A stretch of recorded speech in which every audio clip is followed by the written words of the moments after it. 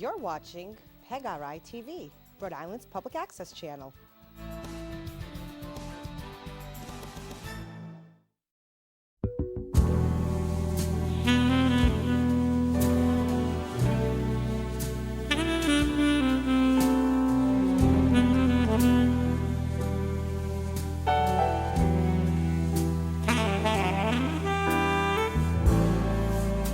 Jazz Talk, and we have with us a pianist originally from Ukraine, Maxim Lubarsky. Yes. Hello, pleasure being here. Thank you for the invitation. Yeah. So if we could go over your career a little bit, what kind of things got you interested in keyboard? You always interested in playing keyboard? I started playing when I was very young. My dad was a great pianist, and I grew up in a musical family. So I started playing when I was 6 or 7. He taught at a very famous school in my hometown in Odessa, Ukraine. It's Lubarsky Music School. Which was one of the few in the country that was designed for professional musicians. Yeah. And was founded by this great violin player, Pyotr Stolarski. And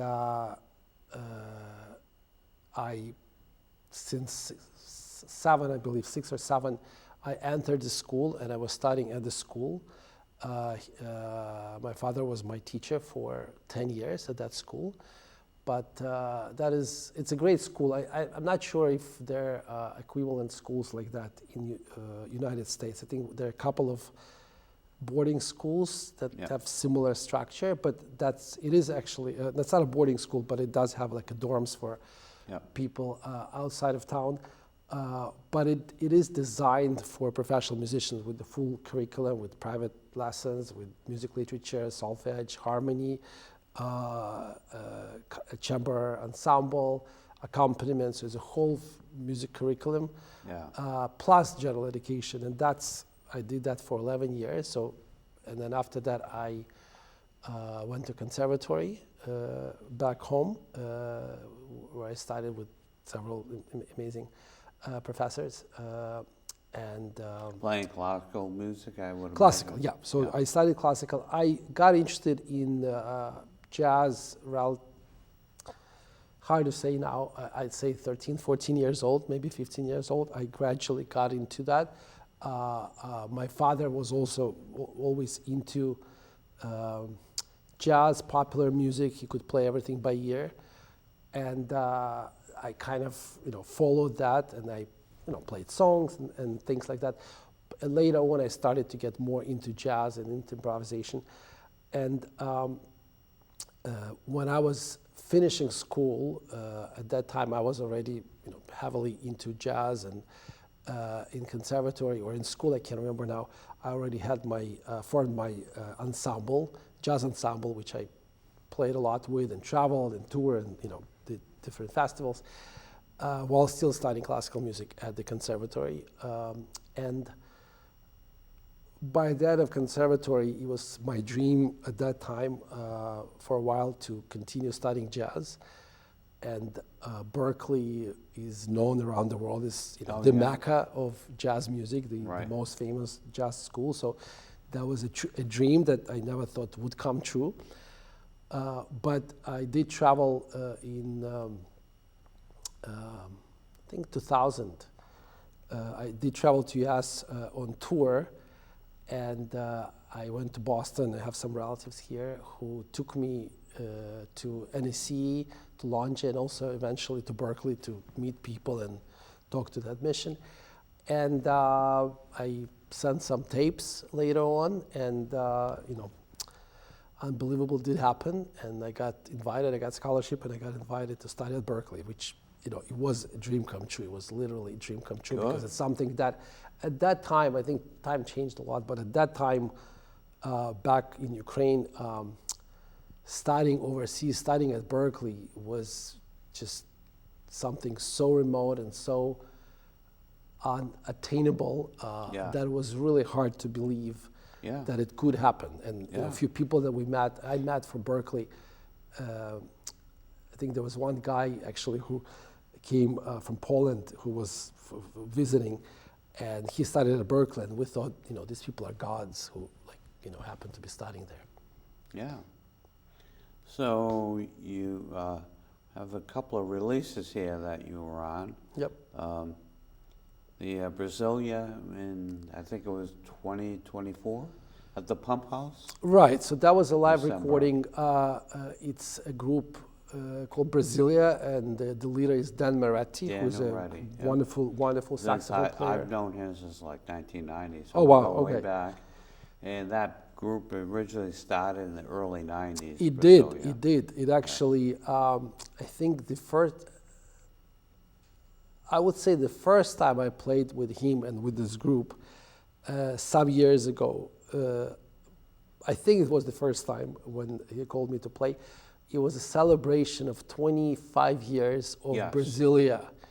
That's right. And it was a concert at Chance. Chance, I was there. Yeah. And that was where the first CD was recorded. So Yeah. that was a celebration. Yeah, it was recorded in 1995. Exactly. So Yeah. that was So that was quite amazing. And later, I think some members changed, and we've played quite a few times. And then he decided to do this celebration of Wayne Shorter Wayne music, Shorter's. but a Latin version of Wayne Shorter Of Shorter's music from the 60s. Right. Yeah. And so we did a live concert at the Pump House in Rhode Island, and it was recorded live, and then it resulted in an album. Yeah, that must have been a lot of fun. It's a nice place to play too. It is very nice. nice, It's a yeah. wonderful place, wonderful audience. Always, Responsive. practically every time we play there was sold out. Yeah. I don't know if it's us or it's just the place sells out really well. But great sound, great people, wonderful atmosphere. Every time we have just a blast playing there. We played there relatively recently again, and we did a CD release concert there. Maybe that was like a couple of months ago. Yeah. Always a blast. Always a Yeah. blast. Yeah. And it's, now the personnel changes. Like I know Greg Abadi usually joins them once in a while, not too often. But a constant is Oscar Stagnaro. Oscar Stagnaro is bass. an incredible bass player Yeah. that I'm fortunate to have several projects with, actually, and very different ones. He actually, Oscar, came to Ukraine in 2019. I organized a festival there, and Oscar is, along with Yoron Israel, who is the chair of the percussion department at Berkeley, and an amazing singer, Gabriel Goodman, who also teaches at Berkeley, who worked with Chaka Han, with Roberta Flack, with a lot of great singers, came to Ukraine, and we did 2 shows. We did master classes in Ukraine, in my hometown in Odessa. It was called Black Sea Jazz Weekend. That was in 2019. It was the first one. Unfortunately, the last one, because after that, pandemic happened and war happened and all those things. But it was a wonderful event. And we also have a project with Oscar and another incredible drummer, Mark Walker, which I'm sure you know. We have this project or a group called Triad, which was kind of like a funny name that we came up with. And that, you have him, and then Oscar's in that band, Oscar Stagnaro. Right. And I think you occasionally sub that out with John Lockwood. He plays with you guys once in a That's a while. different group. So I have my trio or quartet, which consists of John Lockwood on bass, Rafael Barata, who is an incredible Brazilian drummer. He is a fantastic drummer.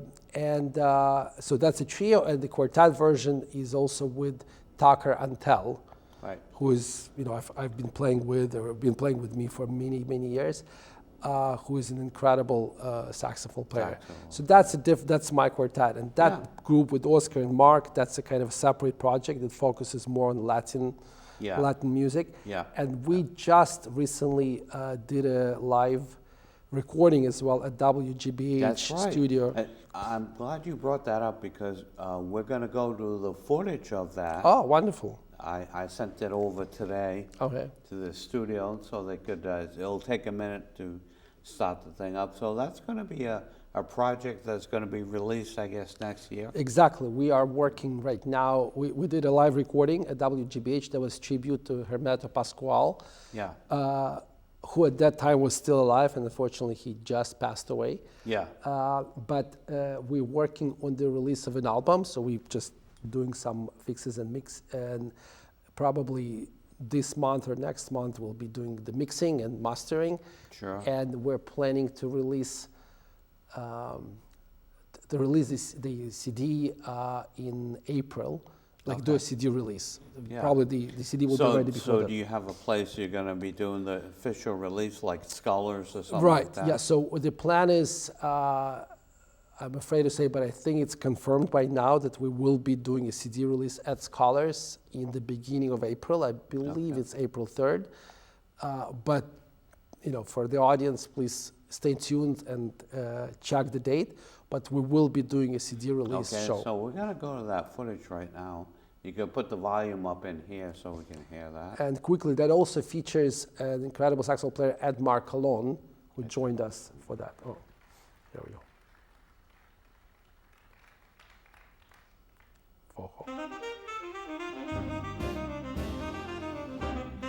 So do you have the full video of all the things, or you just taped a couple of songs for the No, we have the video? full thing.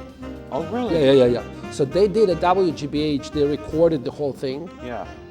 Because, you know, they have it's like a TV No, I know. station, yeah. So they have the full DVD of it?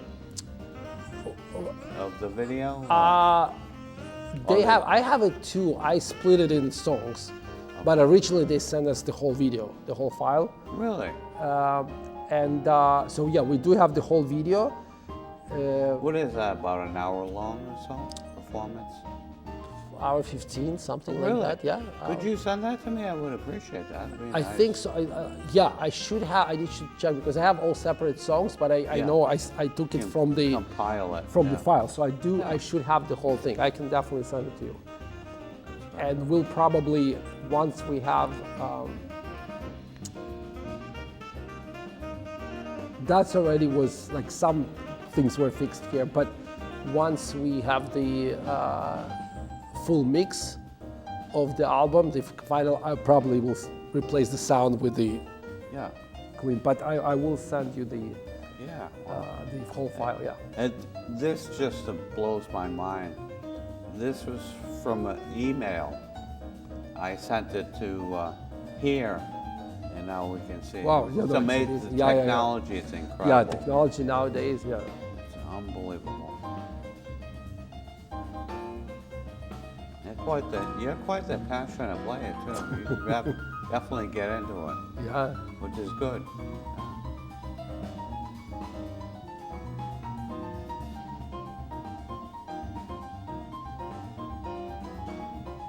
I'm sure you had quite the receptive audience too. No, that was great. It was sold out, and they good. also did a great job in terms of the the whole production and. Oh, they do a great job with that Yeah, stuff. and Antonio, Antonio.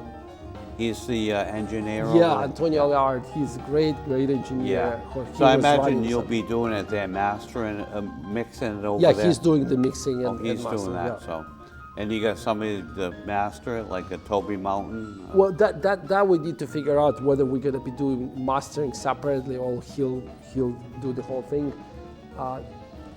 We need to figure that out. Yeah, we can go back. That's fine. Yeah. Give people a taste of what that's about. Welcome back to the show, and that was a great selection. Yeah, Forró guys played. Brazil. Yeah, by Hermeto. And that'll be coming out next April sometime. So yeah, the on album CD. hopefully will be ready early 2020, Six. to 2026, and then the official CD release we're planning for the early April. As far as I know, probably by now confirmed at Scholars Jazz Club, we'll Yeah. have an official CD release. Good. Plus you can, I'm sure, recruit your old bandmate there to get you other gigs in Rhode Island, Dan. Hopefully, absolutely, Yeah. would love to. That'd be nice to do that. So, and also you have a duet recording you did with a woman vocalist, Gabriela Gabriela Martina. Martina. Yeah. So this must be really exciting. Yeah, I know this- you have some dates that you've done with her. Yeah, that's a very interesting record. That is actually also kind of, well, not kind of, it is a live record. Yeah. This Gabriela, she's lived in the United States for a while. She's from Switzerland originally. She's back in Switzerland now since pandemic, so Yeah. she's back in Europe. And we've worked together for many years in different capacities. I play in her band. She has like a larger group Yeah. of her music. And we did different duos, variations of duo concerts. And it's been always fun. It was always very creative. Yeah. She's a wonderful, very creative, very free vocalist and very capable of going different Yeah. places, which is very important. And around pandemic, actually, she was already living in, I believe, in Amsterdam at that time. We started to kind of talk about doing something and experimenting with things, as a lot of people were doing during pandemic, since we were all home. Right. And we even applied for a grant, which we received, to experiment with different ways of remote recordings and various things of that nature. And we started playing around and talking about experimenting with creating music from scratch, from just improvised music, and thought of different ideas, played around with Zoom and played around with recordings, which was, you know, as a lot of people probably did, it was interesting at that time, not as satisfying as playing live in person. Yeah. But it did bring a lot of ideas, and we also had kind of a mentor, someone who contributed a lot of ideas and a lot of thoughts. An amazing musician, Frank Hallberg, who is a wonderful pianist, recording pianist, and also faculty at NSC, was actually faculty at Berkeley while I was there, and I studied with him in one of the labs or classes that he taught. Wonderful, wonderful musician, very deep, very thoughtful, very interesting. So we had some sessions in Zoom where we talked about some ideas. But anyway, eventually Gabriela came to Boston later when pandemic ended. And we did several concerts. And the idea of this concerts... This is like 3 different concerts on this. Right, so it was 3 different concerts that were recorded live. Yeah. But the idea of that record was creating music completely in the moment from scratch. Yeah. And the only thing we had for most of the tracks were just what we call like triggering ideas. So something that would put you on a certain track. Sure. So you don't do the regular thing. So for example, we have a composition that was called One Note. And the whole idea, we just started with one note. I play a note, she started singing it, and just see where it goes. Yeah. And then we did a composition based on So, a poem. so that wasn't a takeoff of that song, One Note Samba. It was just your own thing, one note. No, it wasn't a take of, no, it was one note. It was completely unrelated, one note samba. Yeah. We did a version of one note samba with her at a certain point.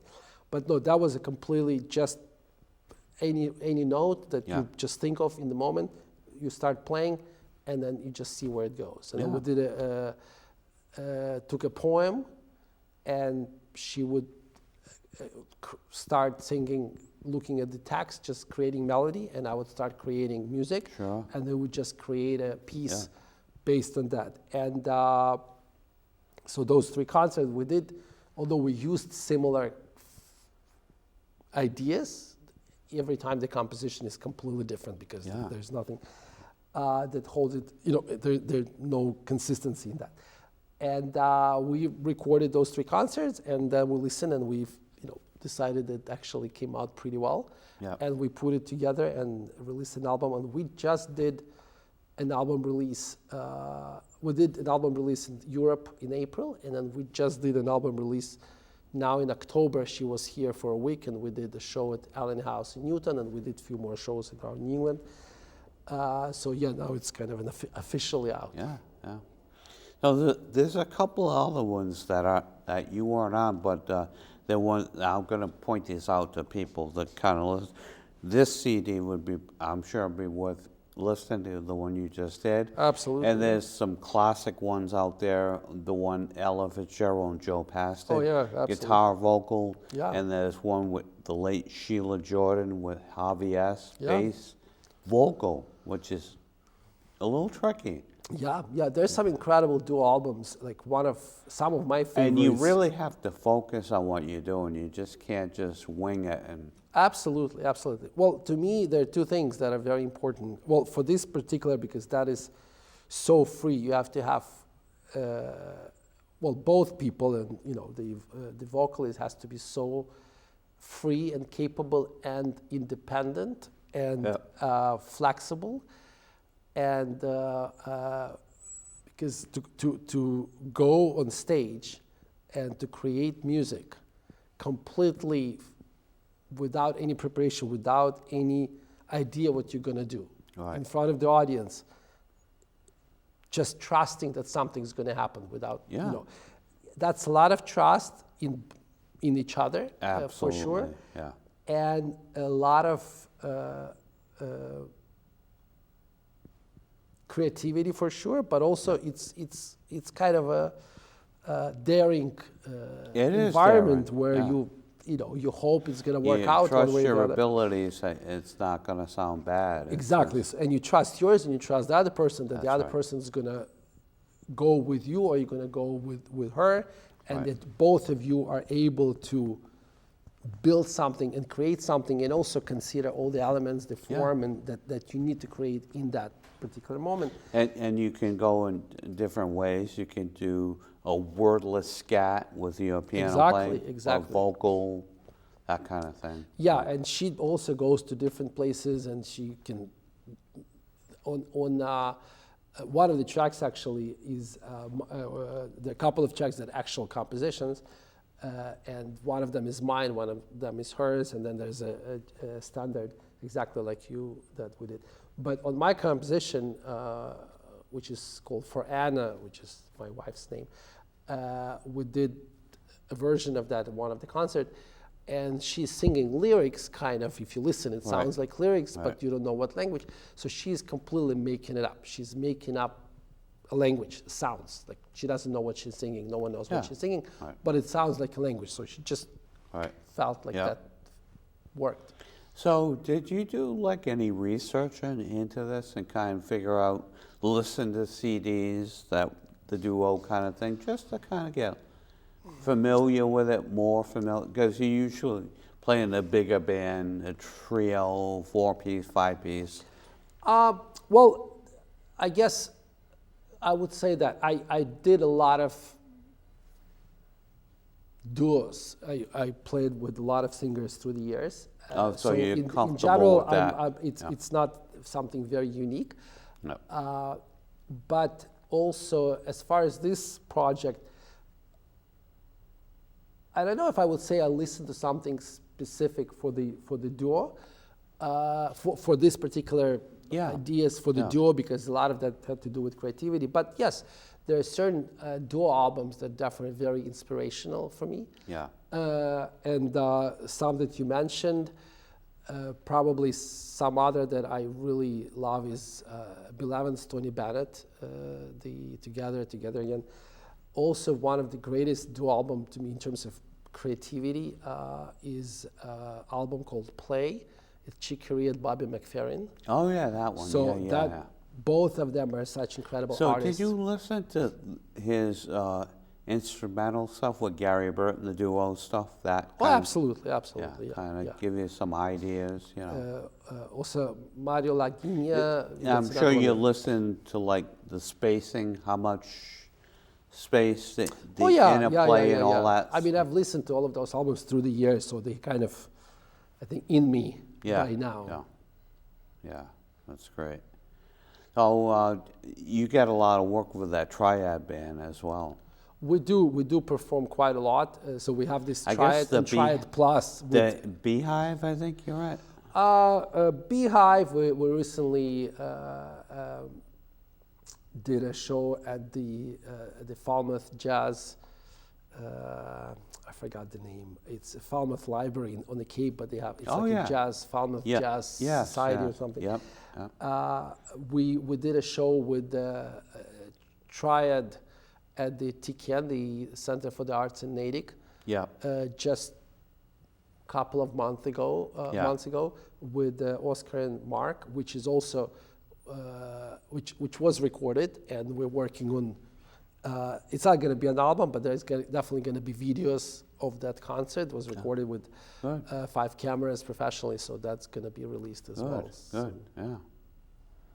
So I think you've played the Regatta Bar, right? Oh, absolutely, yeah. I did. I played Regatta Bar many times in different capacities, but in December, I believe, last December, I did a show with my group, with the quartet. Plus, I had a couple of guests, Brazilian mandolin player Ian Corey, young, incredible Brazilian mandolin player that I play with often, and he joined us as a guest. But we did a show at Regatta Bar, which was great. Yeah. So have you done any music, Ukrainian music? Have you ever done that kind of thing? Actually, lately I've done a couple of arrangements of Ukrainian songs. I did one earlier. It's a beautiful song, kind of a ballad. It's called Two Colors. And later I did another arrangement of a song called Podolanochka, which is like a traditional dance. It's a nice, simple melody. At least was nice, simple melody before I arranged it. So we did that with my quartet, actually. It hasn't been recorded yet, but we did perform it quite a few times already. So is it folk music or jazz or a little of both? Well, it's originally folk music for sure. The second one, Podolanochka, is a folk melody. It's a simple, very diatonic folk melody, which I arranged. So there's obviously, it sounds very different from the original. It's it's for a jazz context. Yeah, so it's jazz context with solos, with other sections that I've added. But the other song is Two Colors. That's a more recent, if you can say that. Maybe it was written in the 80s. So it actually a song written by a composer in a relatively recent, 45 years ago. I'm sure when you, I'm sure you're on other recordings as well, other people's stuff. So absolutely, yes. So these things help you when you're in the studio with other musicians, because your background, you're able to contribute a little differently than the other people in the band, because you have that folk influence and other things going on. Yes, absolutely. Everyone eventually has something of their own, I'm sure, and the influence and what the music you grew up with is a mixture of a lot of things. Yeah. We have 1 minute left, believe it or not. Maxim Lubarsky. Thank you for being on the show. I really appreciate this. Thank you. Thank you for having me. It's a pleasure. I really appreciate being here. We'll have to have you back when the release comes out. Oh, absolutely. I would love to. I would love to. And I'm in communication with some guy that has a club in this area, so I'm going to try to see if we can persuade him to get Thank you so much. We would absolutely love to come over here and perform. Thank you. Thank you. Have a good time, good night, and I'd like to thank everybody for watching the show, and I just say this show will be now, this studio has a YouTube page, so this show will be on that YouTube page. This is one of the first shows they're doing this month. They're doing this, so. That's wonderful. Yeah, so we'll have to have you back, and maybe here on this set again, maybe in your band, the Triad Band. Oh yeah, nice. That would be great. Thank you. Thank you very much.